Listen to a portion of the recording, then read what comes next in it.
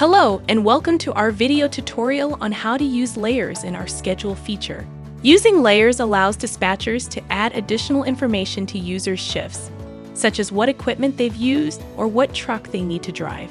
It will allow managers to manage their resources more efficiently on the calendar board. To create layers, click on Jobs and then Shift Layers.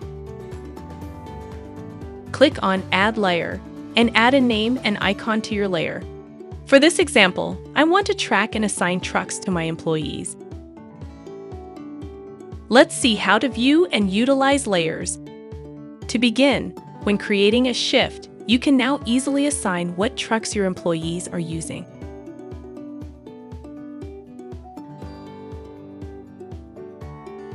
This can be viewed on the calendar board by clicking on View option and selecting your layer. You can easily see what trucks are being utilized and when. In addition, you can also filter your layers when viewed by users or jobs to find shifts for dispatching purposes.